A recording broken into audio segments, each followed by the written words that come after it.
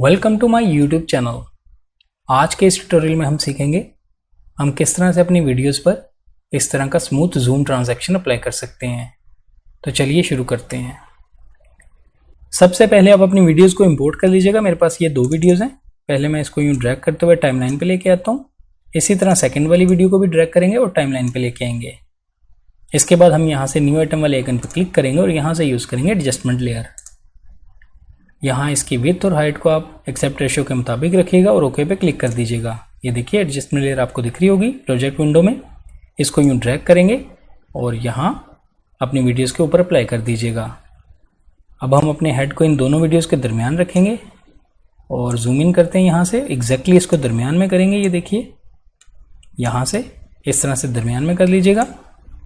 इसके बाद यहाँ से इफेक्ट्स पे क्लिक कीजिएगा और यहाँ से इफेक्ट्स में हमें सर्च करना है ट्रांसफॉर्म। ये देखिए ट्रांसफॉर्म की आपको दिख रही होगी। इसको यूँ ड्रैग करते हुए एडजस्टमेंट लेयर पर अप्लाई कर देंगे।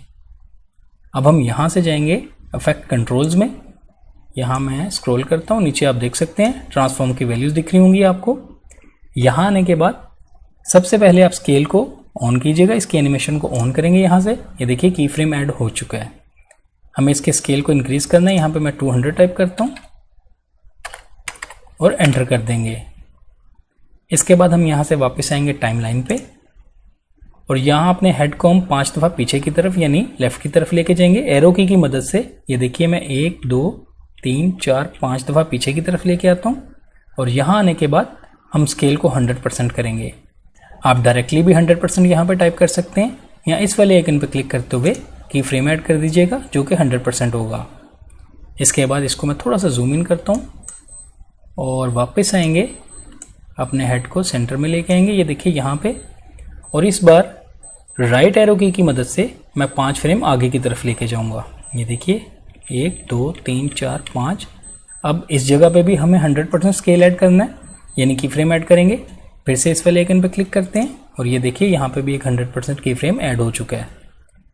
लास्ट वाला जो की फ्रेम है इस पर आप राइट क्लिक कीजिएगा और यहाँ से एज इन कर दीजिएगा और फर्स्ट वाले की फ्रेम पे भी राइट क्लिक कीजिएगा और यहाँ पे एज आउट कर दीजिएगा। नेक्स्ट हम इसमें ब्लर इफेक्ट भी ऐड करेंगे। इसके लिए आप यहाँ से थोड़ा सा स्क्रॉल कीजिएगा। नीचे आपको ये ऑप्शन दिख रही होगी यूज़ कंपोजिशन शटर। इसको आप यहाँ से अनचेक कर दीजिएगा और शटर एंगल में हम यहाँ पे 360 टाइप करेंगे और एंटर कर देंगे। अब मैं आपको प्ले करके दिखाता हूँ। ये देखिए यहाँ से इसको मैं विंडो को बड़ा करता हूँ और प्ले करेंगे। ये देखिए हमारी स्मूथली ट्रांजैक्शन अप्लाई हो चुकी है। अब अगर आप इसमें और भी इस तरह से वीडियो ऐड करना चाहते हैं तो इसके लिए ये देखिए पहले मैं इस वीडियो की लेंथ को छोटा करता हूँ और यहाँ से मैं अपने इस फोल्डर को ओपन करता हूँ। कुछ वीडियोस हैं इसमें। इस वाली वीडियो को मैं यूँ ड्रैग करते हुए डायरेक्टली टाइमलाइन पे लेके आता हूँ और यहाँ अप्लाई कर देंगे।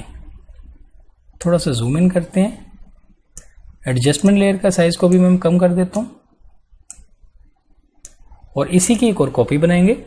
ऑल्ट प्रेस करते हुए इसको यूँ ड्रैग करेंगे और इसकी कॉपी को इस बार इन दोनों लेयर्स के दरमियान यानी इन दोनों वीडियोस के दरमियान अप्लाई करेंगे जैसे कि हमने पीछे अप्लाई किया था।